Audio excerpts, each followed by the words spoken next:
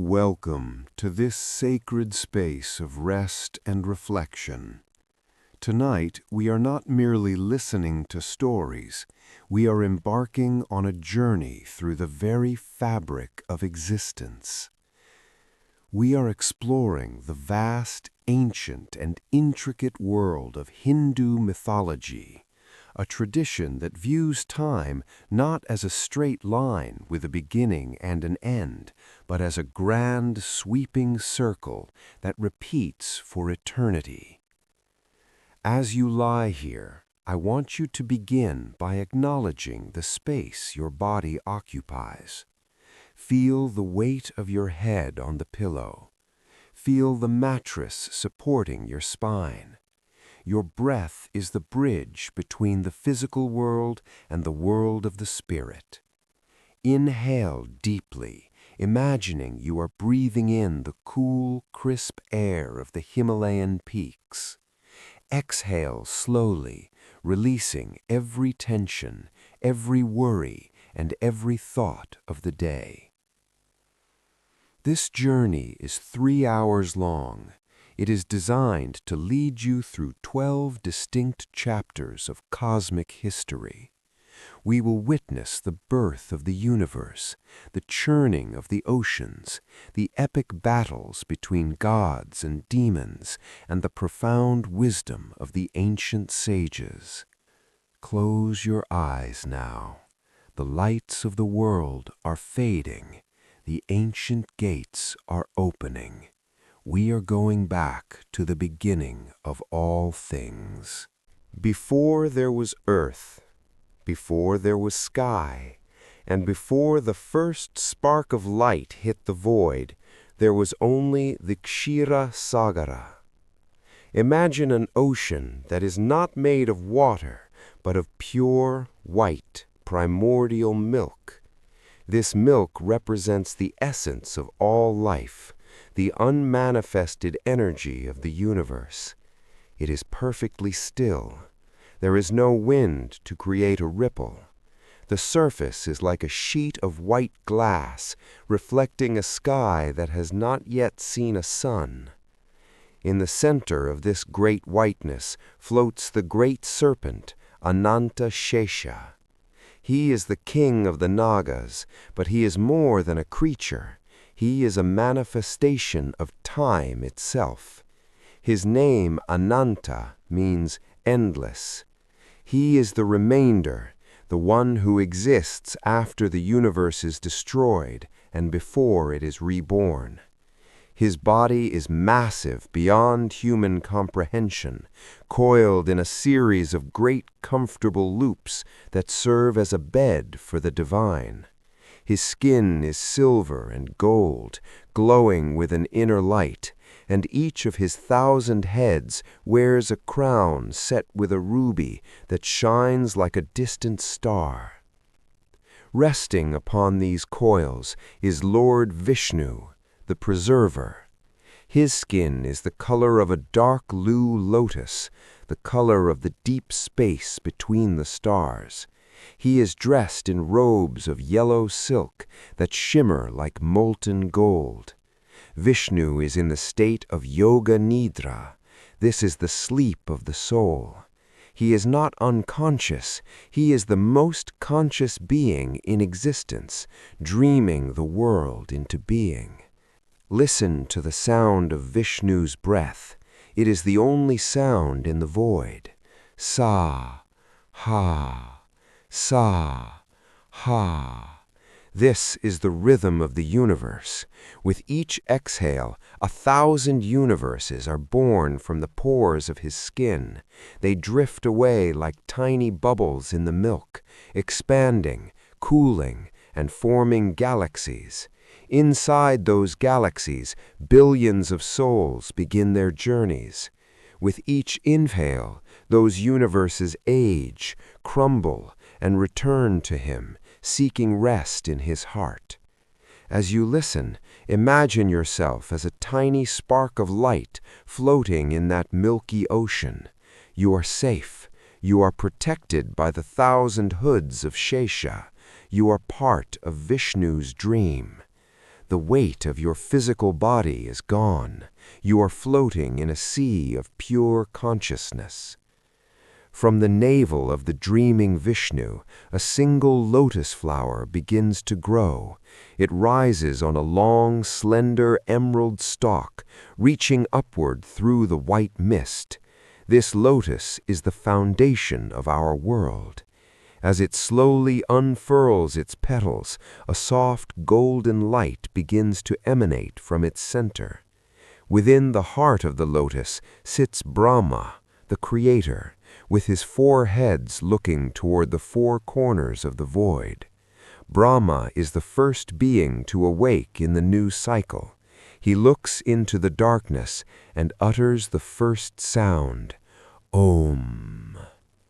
The sound of Om vibrates through the milky ocean. It reaches the coils of the serpent and the heart of the dreaming god. This sound is the seed of all matter. It begins to spin the milk into stars and the stars into planets. The dream is becoming a reality. The silent ocean is beginning to stir with the first motions of life. You are there, at the very center of it all. The peace of Vishnu is your peace. The silence of the ocean is your silence. You are not just a listener. You are the dream itself. Feel the coolness of the milk against your skin. Feel the warmth of the serpent's glow. We are at the dawn of the first age, the Satya Yuga, the age of truth. The world is being born, and it is beautiful. Chapter 2: The Golden Egg and the Architecture of Light.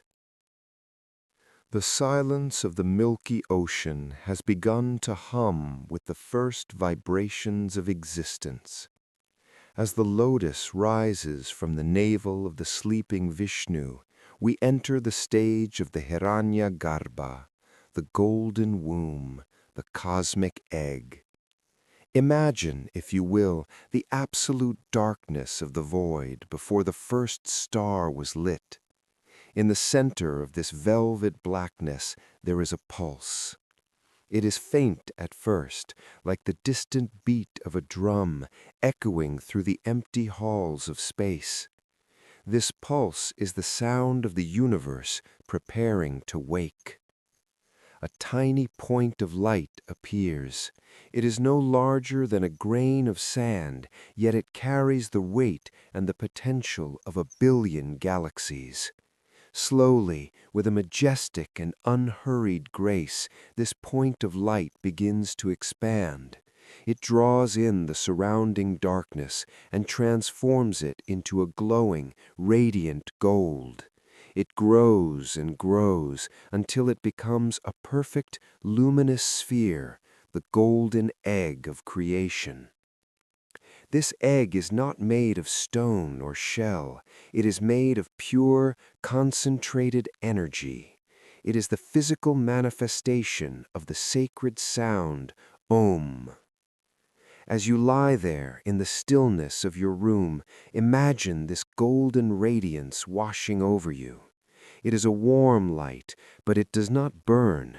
It is the warmth of a sun that has just begun to rise, or the heat of a candle flickering in a quiet temple. The light travels through the void, reaching into the corners of the cosmos that have never known a horizon. It is a light that brings order to the chaos. Inside this golden sphere, the great work of the architect Brahma begins. Brahma sits in the heart of the egg, deep in meditation. He does not build the world with his hands, he builds it with his mind.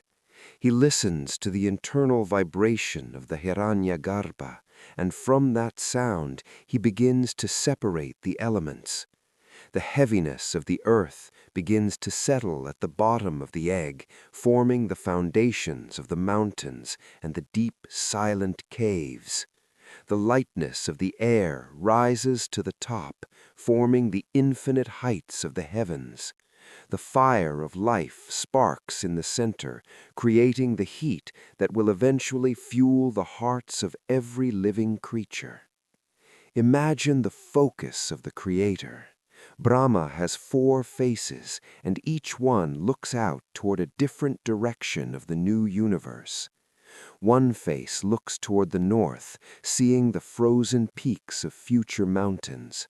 One looks toward the south, envisioning the vast rolling oceans. One looks east toward the rising of the first sun, and the last looks west toward the first setting of the stars. He sees all of time and all of space as a single unified map. As you breathe in, imagine you are breathing in this golden dust of creation. The air is thick with the scent of ozone and ancient fire. Every cell in your body is a tiny reflection of this golden egg.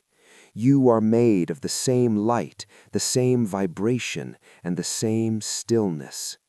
The shell of the Hiranyagarbha is a barrier between you and the noise of the outside world. Within this shell, there is no time, there are no deadlines, there is no worry. There is only the steady, rhythmic growth of the universe. For 1,000 years, the egg gestates in the silence of the dreaming Vishnu and the wisdom of the meditating Brahma.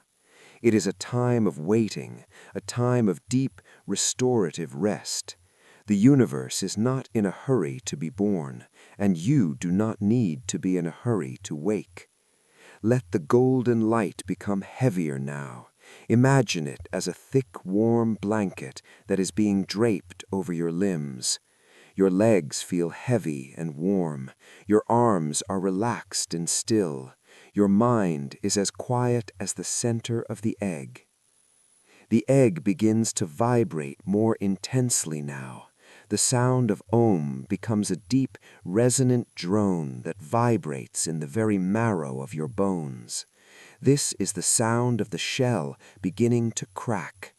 But even this cracking is a peaceful process. The shell divides perfectly into 2 halves. The upper half, made of the finest silver and gold, rises up to become the sky, the Dyaus. The lower half, made of the solid and the enduring, becomes the earth, the Prithvi. Between the two, the atmosphere is born, giving space for the wind to travel and for the first breath to be taken. You are there, witnessing the architecture of light. You are lying on the foundation of the new earth, looking up at the first ceiling of the stars.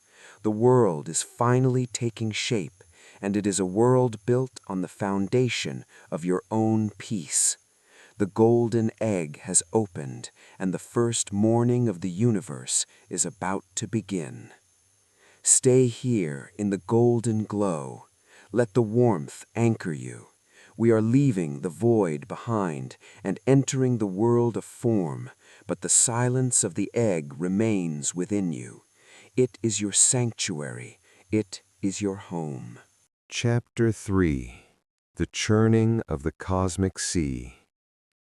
The universe has been formed. The heavens and the earth have taken their places, but the essence of eternal life is still hidden. We move now into one of the most rhythmic and powerful chapters of our journey, the Samudra Manthan, or the churning of the ocean of milk. As you lie still, imagine the world around you becoming a vast shoreline. The air is thick with the scent of salt, cream, and ancient magic. The Devas, the beings of light, and the Asuras, the beings of shadow, have realized that they cannot reach the ultimate truth alone. They must work together. They have come to the shores of the Kshira Sagara, the same white ocean where our journey began. They seek the Amrita, the nectar of immortality, which lies buried at the very bottom of the cosmic depths. But to find it, The ocean cannot remain still. It must be stirred. It must be churned. To do this, they have taken the great mountain, Mandara, and uprooted it, placing it in the center of the Milky Sea to act as a churning rod. But the mountain is so heavy that it begins to sink into the soft floor of the ocean. Seeing this, Lord Vishnu takes his second form, the avatar Kurma, a giant celestial tortoise. He dives into the deep white silence and settles on the bottom, allowing the mountain to rest upon his massive, indestructible shell. Feel the stability of that tortoise beneath you. He is the foundation that never moves. He is the bed that supports your weight, steady and eternal. The Serpent King, Vasuki, is then wrapped around the mountain like a rope. The demons take hold of the serpent's head, and the gods take hold of the tail. And so the great churning begins. Imagine the rhythm of their movement. Pull, release, pull, release. The mountain begins to spin, slowly at first, then faster. The white ocean beneath it begins to swirl, creating a massive glowing whirlpool that stretches for millions of miles. Listen to the sound of the churning. It is a deep, sloshing resonance, the sound of 1,000 waterfalls muffled by distance. It is a white noise that fills your mind, drowning out the echoes of the day. The rhythm is hypnotic. Left and right, left and right. Your breath begins to sync with the motion of the mountain. Inhale as the gods pull. Exhale as the demons pull. The entire universe is breathing with you in this perfect mechanical cycle.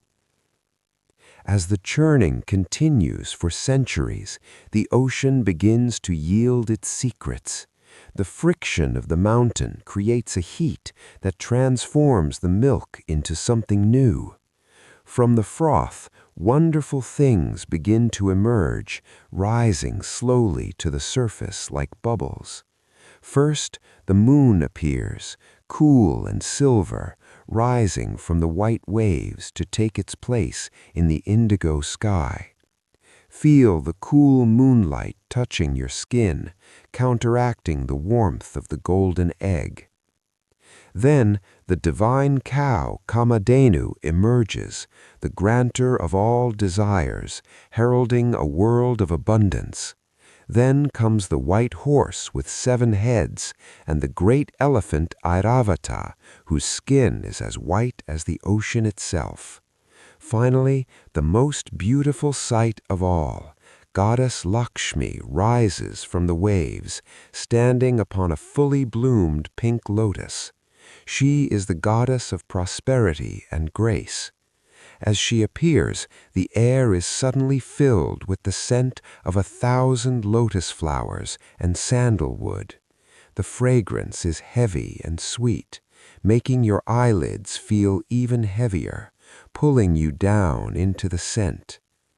But the ocean does not only hold beauty. From the deepest part of the whirlpool, a dark, thick cloud begins to rise. This is the hala hala, the primordial poison, the accumulated suffering and ignorance of all time. It threatens to overwhelm the gods and the demons alike. The churning stops. The world holds its breath. Into this darkness steps Lord Shiva. With absolute calmness, he takes the poison into his hands and drinks it. He holds it in his throat, refusing to let it touch his heart or reach the world. His neck turns a deep royal blue, earning him the name Nilakanta. Shiva shows us that we can witness the darkness of the world without being consumed by it. He is the master of the blue light, the light of protection.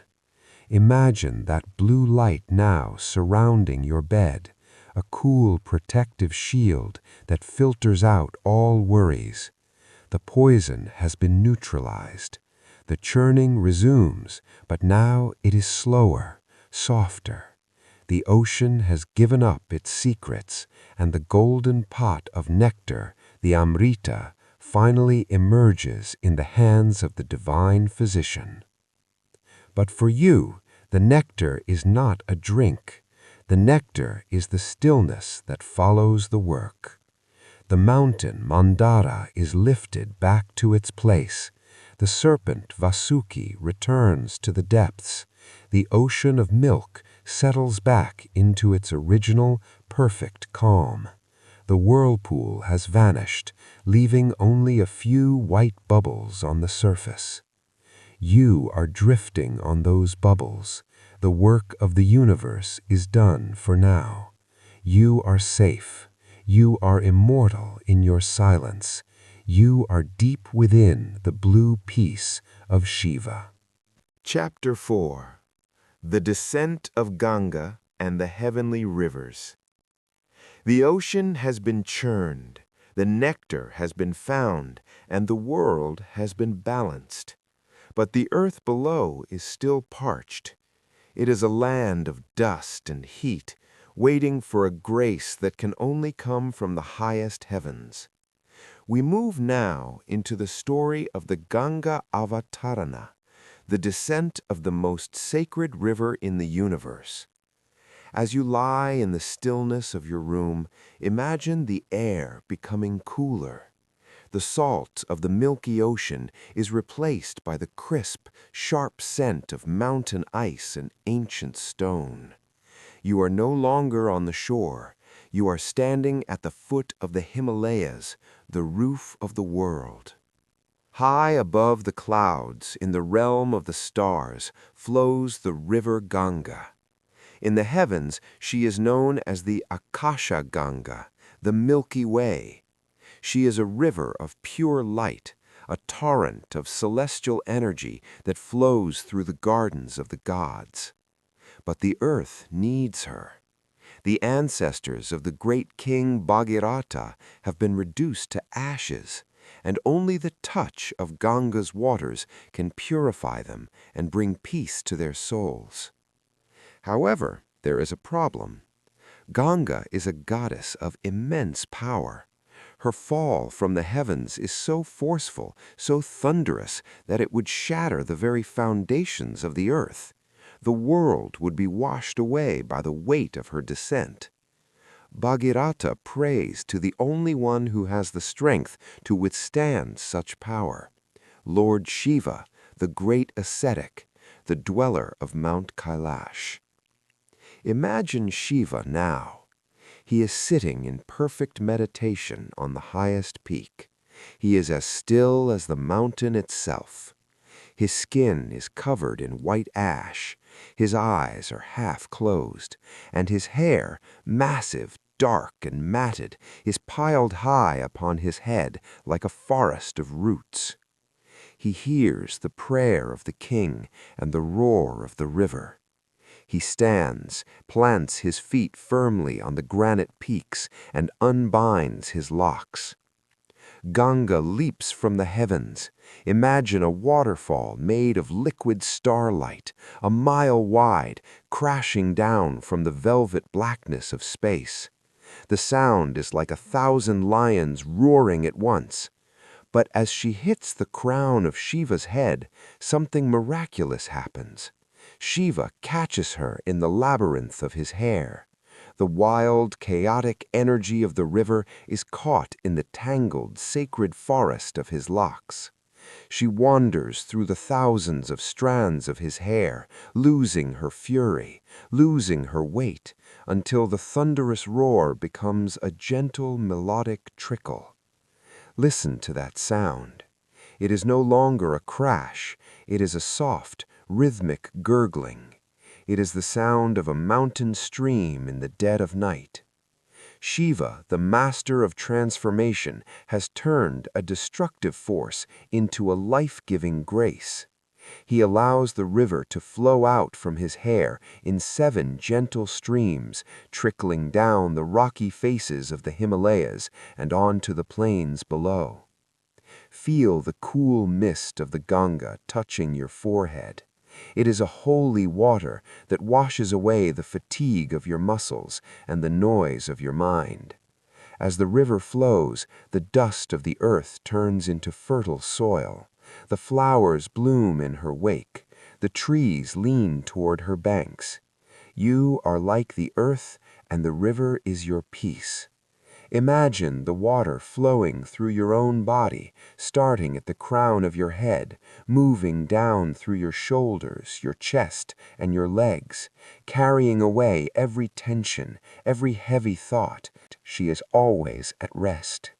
She flows toward the sea, reminding us that we too are heading toward our own great ocean of silence. Shiva sits back down on his tiger skin, his task complete. The mountain is silent once more. The stars are reflected in the clear, moving water of the river. You are resting in the shadow of Mount Kailash. The air is thin and pure. Each breath you take is a gift from the mountain. The sound of the river is a constant soothing lullaby that tells you that you are purified. You are clean. You are at peace. The celestial has become earthly, and the divine is flowing through your very soul. Stay here by the banks of the silver river and let the current carry you into the deep, dark valleys of sleep. Chapter 5. The Blue Protector, Krishna and the Flute of the Soul. The cool, rushing waters of the Ganga have led us down from the high peaks and into the lush, emerald heart of the plains. We find ourselves now in the forests of Vrindavan. The air here is different.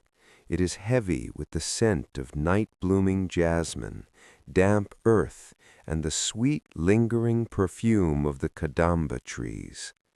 The moon above is a perfect silver disk, so bright that it turns the leaves of the forest into shimmering mirrors. We are entering the realm of the Blue Protector, Lord Krishna, the manifestation of divine love and the music of the soul. Imagine you are walking through this forest. The grass beneath your feet is as soft as velvet, and the air is as warm as a gentle embrace. Every tree here is ancient, its branches heavy with blossoms. But the forest is not loud. It is held in a state of samadhi, a deep spiritual stillness.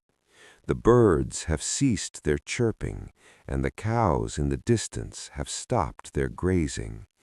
Everything in the universe is waiting. Everything is listening. Under the shade of a massive banyan tree, whose roots reach down into the earth like the fingers of time, stands Krishna. He is the color of a monsoon cloud, a deep and mesmerizing blue that reflects the infinite nature of the space between the stars. He wears a crown of peacock feathers, and his yellow silks glow with an inner radiance. He holds a simple flute made of bamboo to his lips. Listen. Out of the silence, the first note arises. It is not a sound you hear with your ears. It is a vibration that resonates in the center of your chest. The music of Krishna's flute is the anahata nada, the unstruck sound. It is the melody that was playing when the first stars were born, and it is the melody that will play when the last star fades. The sound is slow, liquid, and golden. It winds its way through the trees like a river of light. As you lie in your bed, imagine these notes floating into your room. Each note is a drop of peace.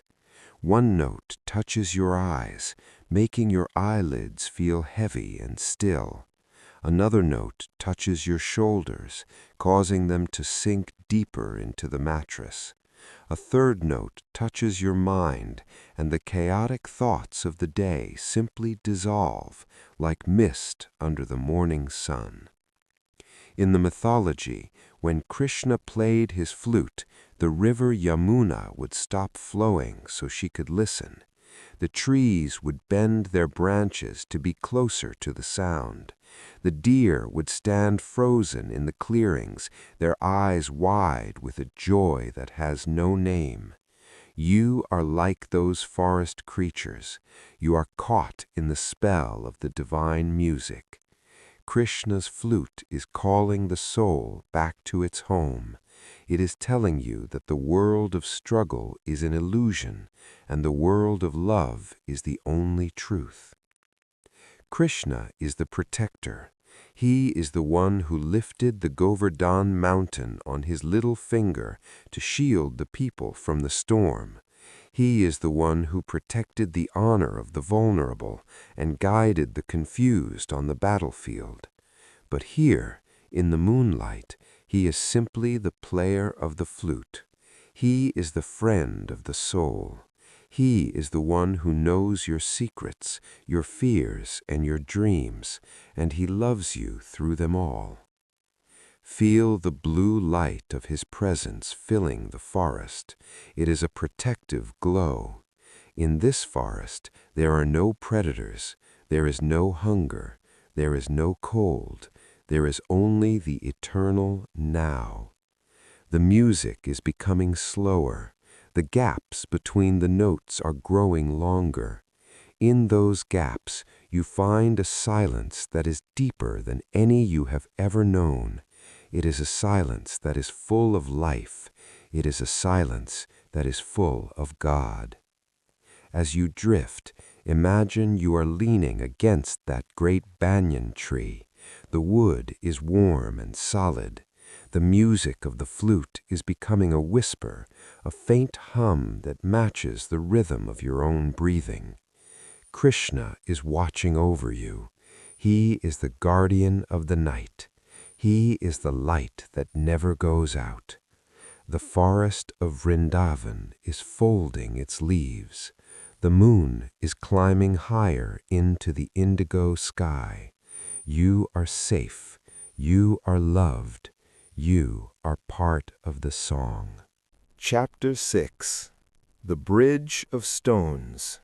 Rama and the Victory of the Light. The music of the flute has faded into the soft rustle of palm leaves, and we find ourselves standing upon the edge of the southern sea. The air here is warm and thick with the scent of salt, wet sand, and tropical blossoms. We have arrived at the threshold of the Ramayana, the journey of Lord Rama. Before us lies a challenge that seems impossible, a vast churning ocean that separates the prince from his beloved Sita. But in this realm of myth, the impossible is merely a gateway to a miracle. Imagine the scene at the water's edge. An army of forest beings has gathered, and at their head stands Rama, the Prince of the Sun. He is the embodiment of Dharma, of duty, truth, and unwavering calm. His skin is the color of a mountain lake, and his eyes hold the steady light of 1,000 dawns. He looks out at the waves, not with frustration, but with the quiet patience of a soul that knows it is guided by the divine. To cross this ocean, a bridge must be built, the Ram Setu.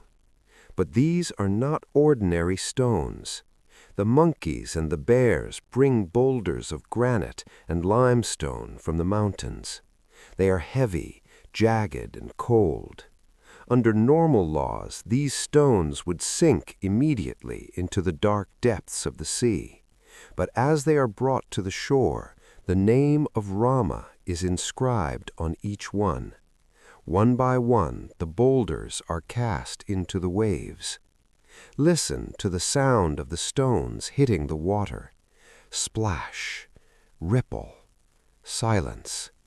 Instead of sinking, the stones bob upon the surface like corks. They float, defying the weight of the world. They link together, stone by stone, creating a path of solid ground over the liquid abyss. This is the bridge of faith.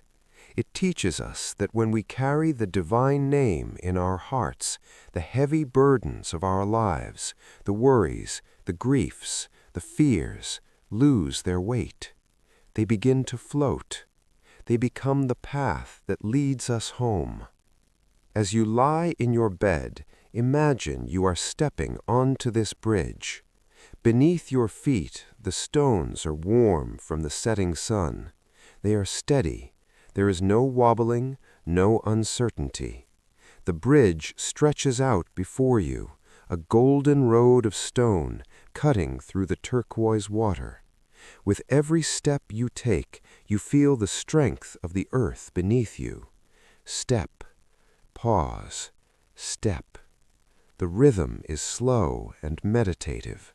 You are walking toward the horizon, where the sun is a massive, glowing ember sinking into the sea. The ocean beneath the bridge is vibrant and alive. You can see the shadows of great fish moving in the depths, but they do not trouble you. You are elevated. You are protected. The name etched into the stones beneath your feet glows with a soft, pulsing light, matching the rhythm of your own heartbeat.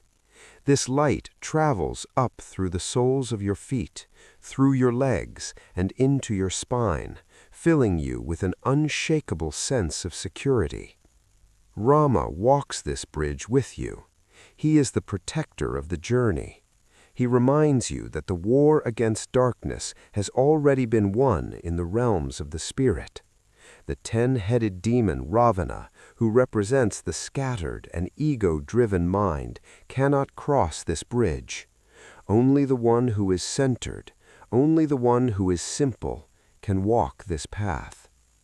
As you move further along the bridge, the shore you left behind disappears into the purple mist of the evening. The shore you are heading toward is not yet visible. You are in the middle of the ocean, suspended between the past and the future.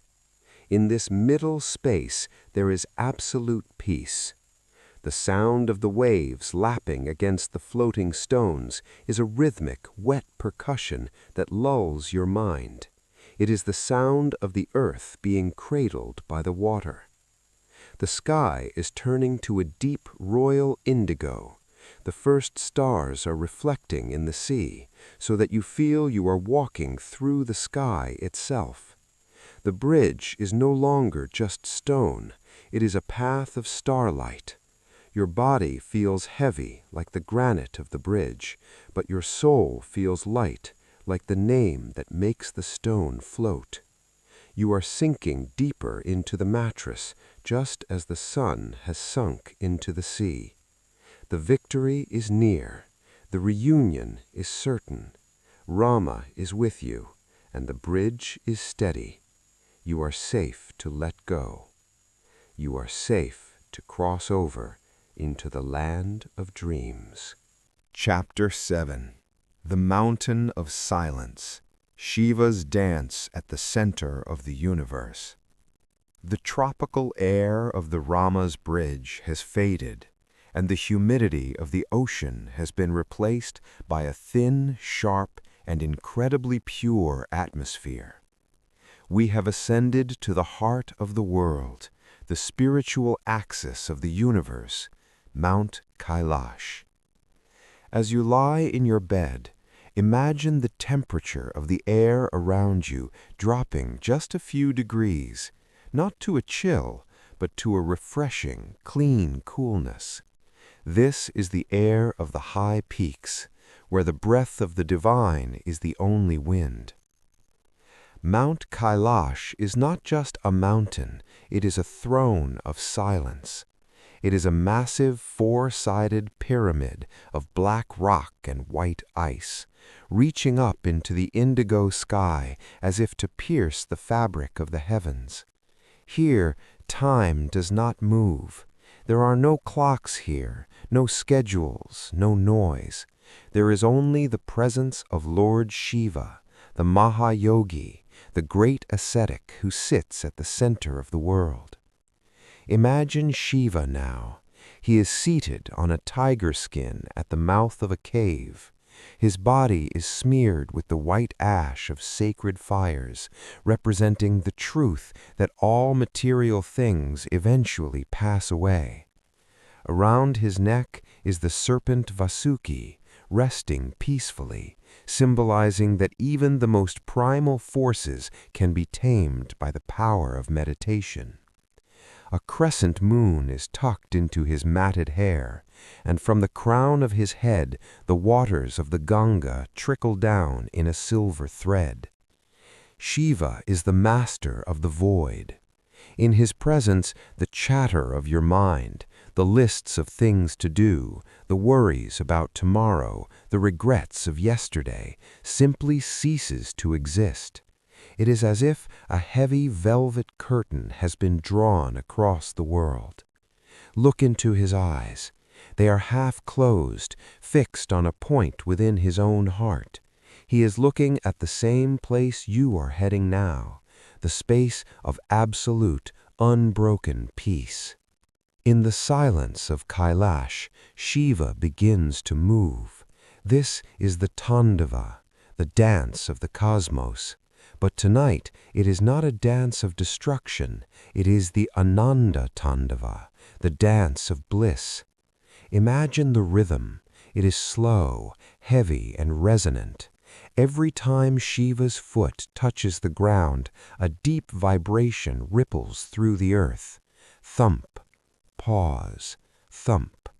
It is the heartbeat of the universe. It is the pulse of the stars. As you lie still, feel this rhythm in your own body. It is a grounding force. It pulls your weight down, anchoring you to the mattress, making you feel as solid and as unmoving as the mountain itself. You are becoming a part of the stone. You are becoming a part of the ice. The I that is you is melting away into the vast white silence of the mountain. Above the peak, the stars are swirling in a slow, circular motion. You can see the Milky Way arcing across the sky like a river of diamonds. Shiva's dance is what keeps the stars in their orbits. His stillness is what allows the world to rest. He is the guardian of the night. He is the protector of the outcasts, the dreamers, and the sleepers. In his shadow, you are completely hidden from the stresses of the world.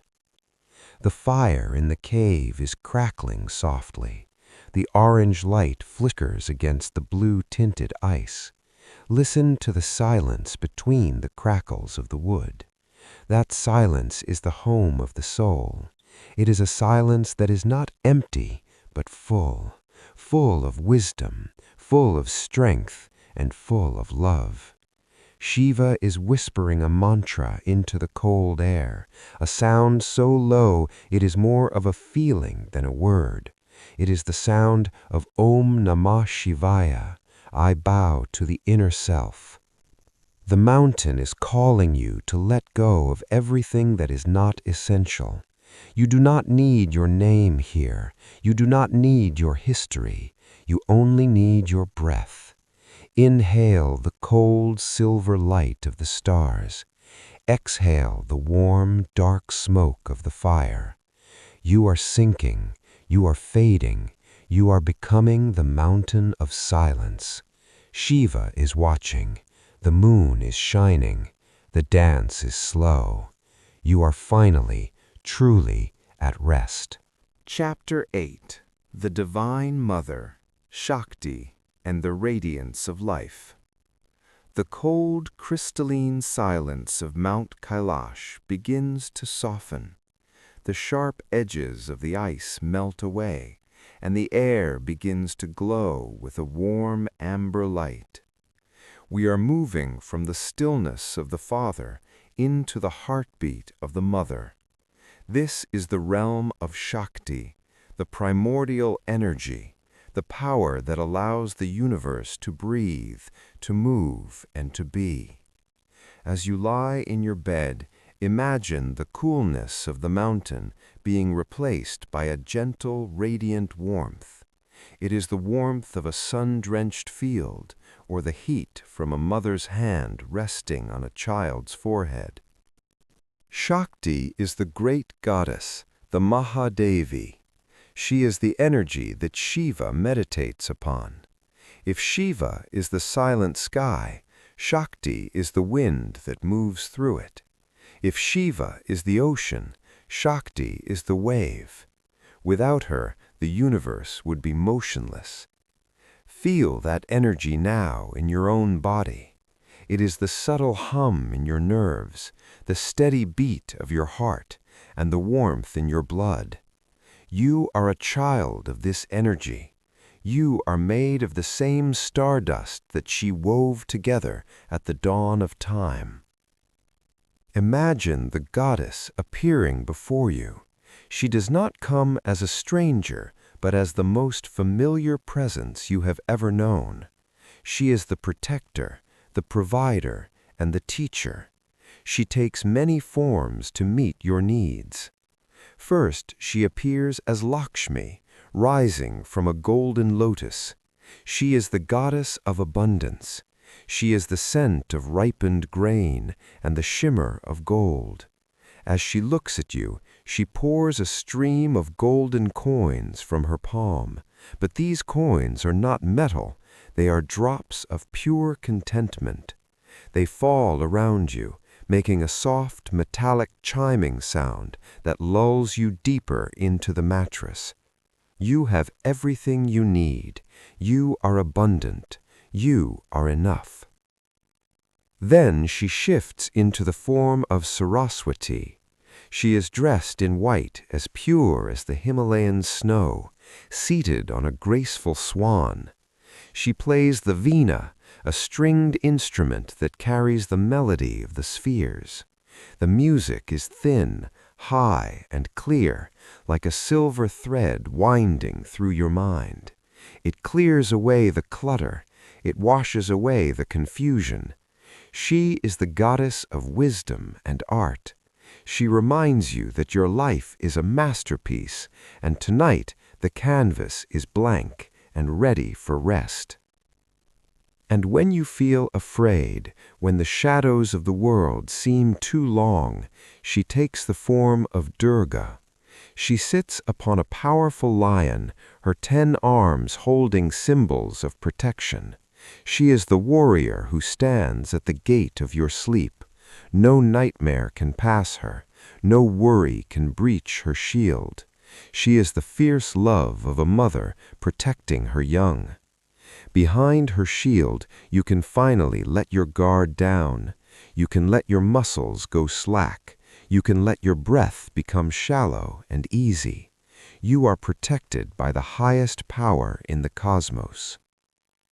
Imagine you are lying in a vast field of night-blooming lotuses. Each flower is a soft, glowing lantern of pink and white. The fragrance is intoxicating, a blend of honey, musk, and ancient earth. It is a heavy scent that fills your lungs and makes your head feel light. The goddess is moving through the field, her silken robes rustling like the leaves of a forest. Every step she takes creates a ripple of light in the grass. She comes to stand beside you. She reaches out a hand and touches your heart. Feel that touch. It is a spark of pure, unconditional love. It tells you that you are seen. It tells you that you are forgiven for every mistake. It tells you that you are cherished beyond measure. Under her gaze, the tension in your jaw melts away. The frown on your forehead disappears. Your shoulders sink 3 inches deeper into the bed. The goddess is the mother of the stars, but she is also the mother of your dreams. She is weaving a blanket of starlight to cover you. The threads are made of peace, silence, and grace. As she tucks this blanket around you, the world outside begins to vanish. There is only the golden glow of the goddess and the rhythmic humming of the universe. You are resting in the lap of the infinite. You are safe. You are warm. You are loved. The mother is here, and all is well. The warm, protective embrace of the mother remains with us, but the world around us is beginning to change. The solid ground of the lotus field starts to shimmer and ripple like the surface of a pond. We are entering the realm of Maya, the great illusion, the cosmic play of the universe. As you lie in the stillness of your room, imagine that the walls are no longer solid. Imagine that the ceiling is a vast tapestry of stars, and the floor is a liquid time. Maya is the power that creates the grand drama of existence. She is the weaver who takes the invisible threads of spirit and turns them into the visible world. She weaves the mountains, the oceans, the faces of the people you love, and the very air you breathe.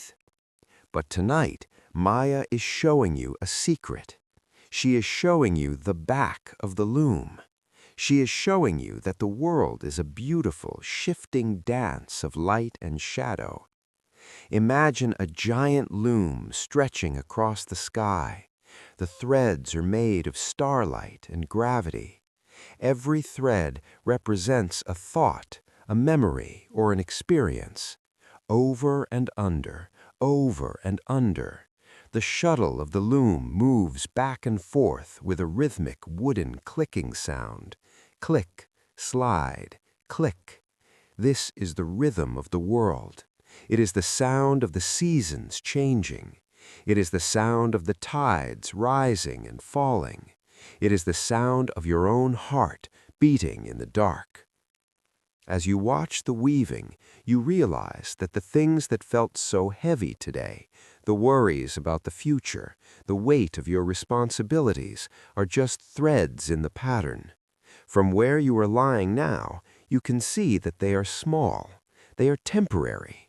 They are just colors in a much larger, much more beautiful picture. The goddess Maya looks at you with a knowing smile. She is telling you that you don't have to hold on so tightly. You are not the thread. You are the one watching the loom. The patterns of light before your eyes begin to shift. They turn into mandalas, complex circular geometries that spin slowly, very slowly in the void. As they spin, they pull your focus away from the outside world and toward the center. Focus on the center of the spinning light. It is a point of perfect, unmoving blackness. In that center, there is no illusion. In that center, there is only you. The air around you feels like velvet. It is thick and soft, pressing gently against your skin. You are floating in a sea of patterns. You see the birth of a galaxy in one corner of the loom and the fall of a leaf in another. To the universe, they are the same. Both are beautiful. Both are fleeting. Both are part of the dance. Feel your mind becoming like a mirror. A mirror doesn't keep the images that pass over it. The clouds come and the clouds go, but the mirror remains clear and still. Your mind is that mirror. Let the thoughts of the day pass over you like clouds on the loom. Do not try to catch them. Do not try to stop them. Just watch them flicker and fade. The weaving is slowing down now. The colors are becoming darker, deeper, shades of charcoal, plum, and indigo. The clicking of the loom is becoming a faint, distant echo. You are sinking through the threads. You are falling through the patterns. You are moving past the world of form and into the world of pure, formless sleep. The illusion is fading. The mask of the world is being set aside. You are entering the space where there are no names, no dates, and no troubles. There is only the weaver and the woven, and tonight they are the same. You are the starlight. You are the loom. You are the silence. Sleep is the ultimate truth behind the dance of Maya. Drift now into the center of the pattern. Chapter 10. The Four Yugas, the Wheel of Time, and the Ages of Man. The shifting patterns of Maya's loom have begun to align, forming a single titanic shape in the darkness. We are standing now before the Kala Chakra, the great wheel of time. In Hindu mythology, time is not a narrow path that we walk once and leave behind. Time is a great turning circle. It is a wheel that has no beginning and no end. As you lie in your bed, imagine the immense scale of this rotation. Each turn of the wheel takes millions of years. It moves so slowly that to a human mind it feels like absolute stillness. Feel the gravity of this wheel. It is a heavy, grounding force. It is the weight of history, the weight of 1 billion souls, and the weight of the stars. But it is a comfortable weight. It is the knowing that everything happens in its own time. You do not need to hurry the world. You do not need to fix the world. The wheel is turning, and you are simply a passenger resting on one of its spokes. The wheel is divided into 4 great ages, the yugas. The first is the Satya Yuga, the golden age. Imagine the wheel glowing with a brilliant white light. In this age, truth is the only law. Humans are like gods, living for thousands of years in a world of perpetual spring. There is no hunger, there is no fear. Meditation is as natural as breathing. As the wheel turns, we move into the Treta Yuga, the Silver Age.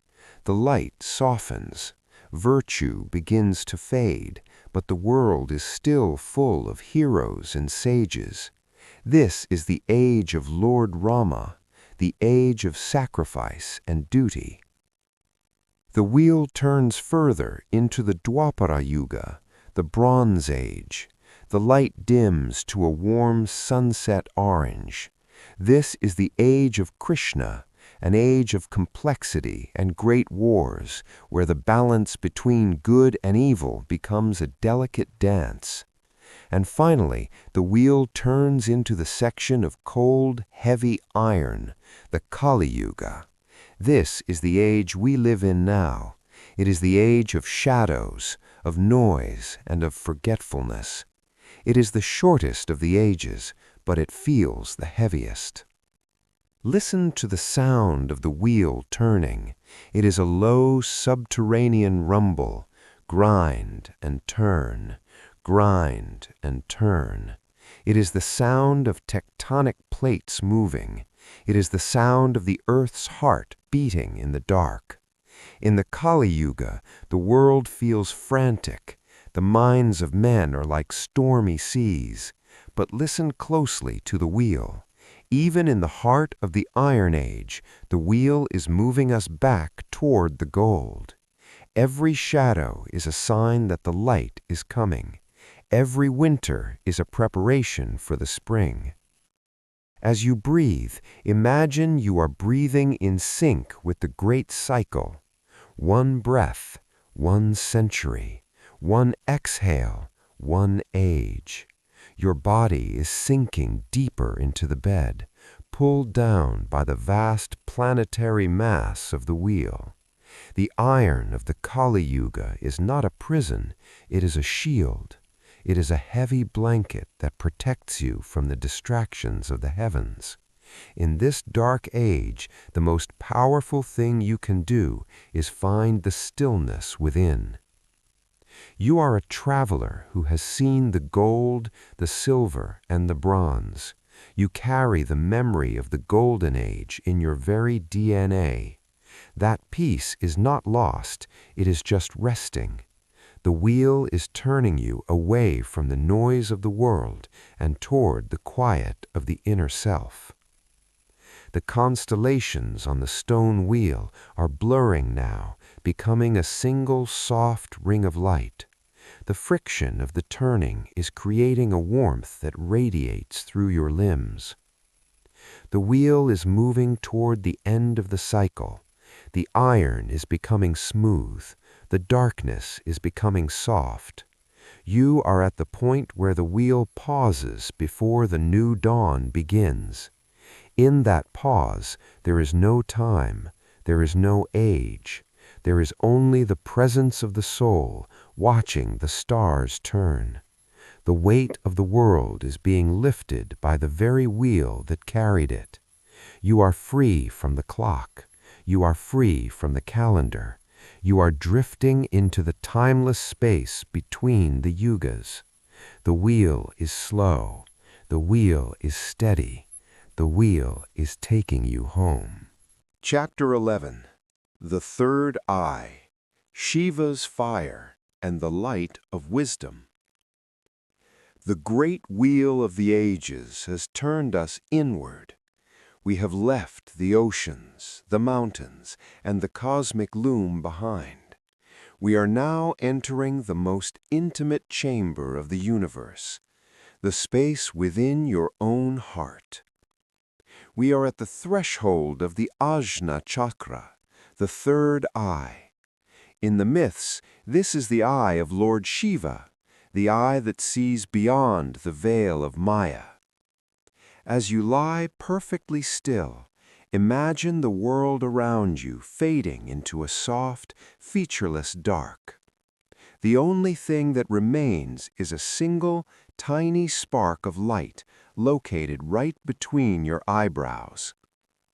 This spark is not a fire that burns, it is a fire that illuminates. It is a cool, steady flame, like a candle burning in a windless room. Focus on this light. Imagine it growing slightly larger with every breath you take. As the light expands, it begins to dissolve the last remnants of your ego. The I that has a name, the I that has a job, the I that has worries, all of it is being touched by this light and turning into a fine, silver mist.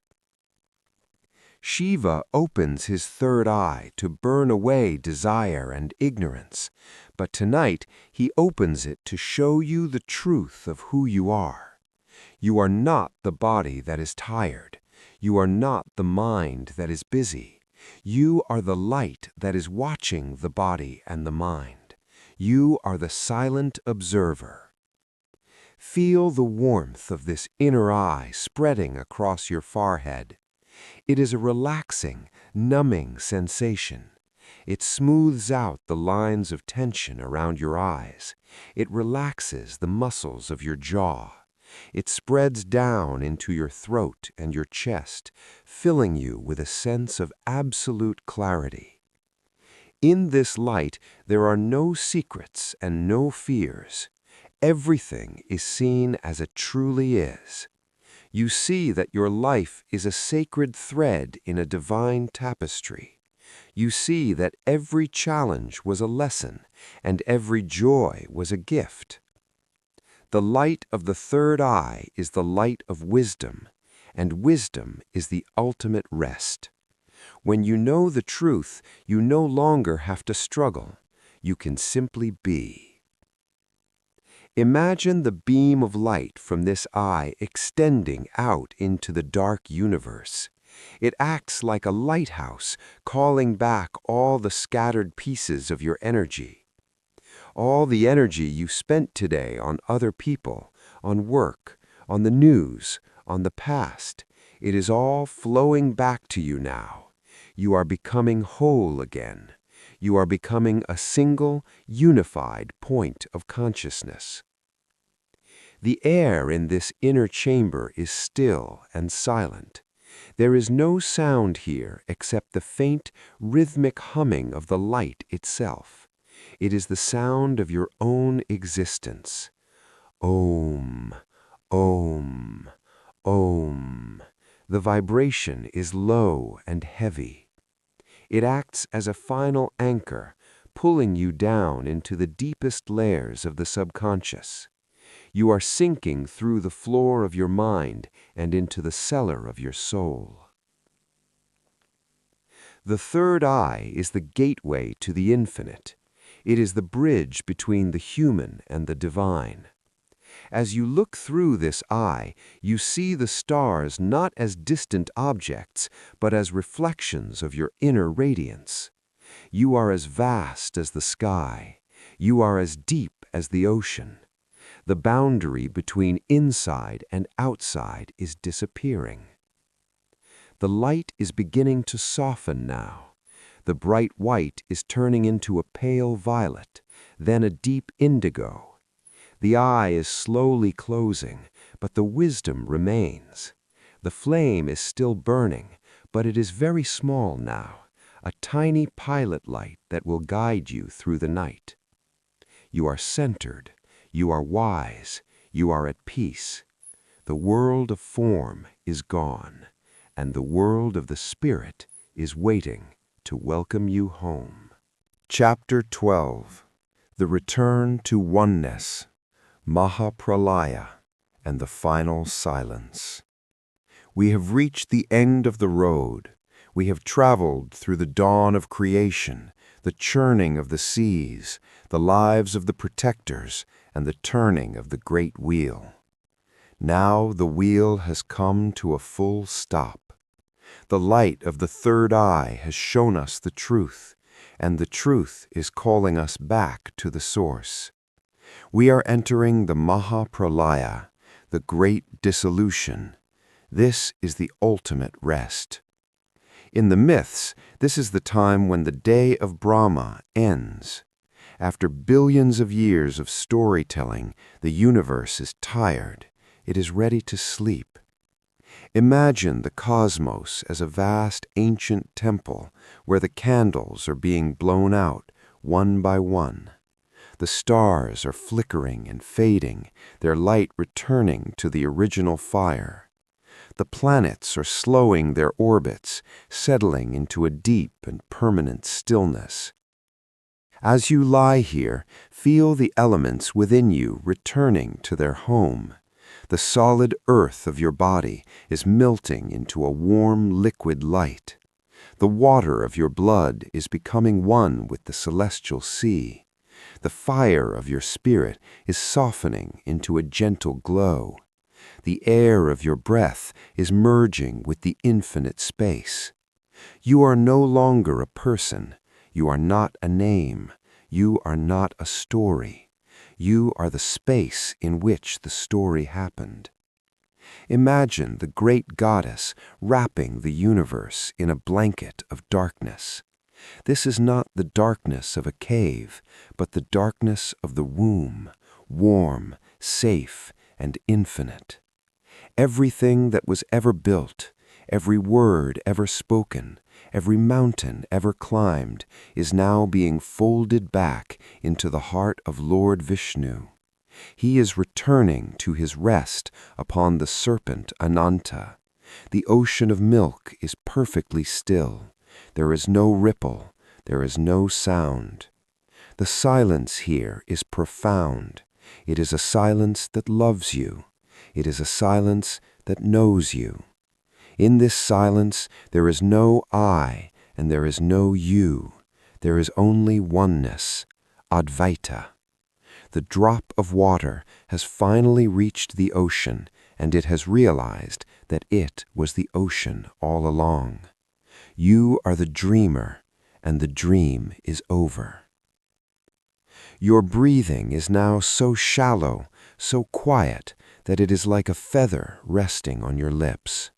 Your heart is beating with the slow, steady rhythm of the universe at rest. You are sinking through the bed, through the floor, through the earth, and into the heart of the infinite. There is nothing left to do. There is nothing left to think. There is nothing left to be. The last spark of the universe is fading now. It is a tiny golden dot in a vast field of black. Watch it grow smaller and smaller and smaller until it is gone. The silence is complete. The journey is finished. You are home. You are peace. You are sleep. Om Shanti, Shanti, Shanti.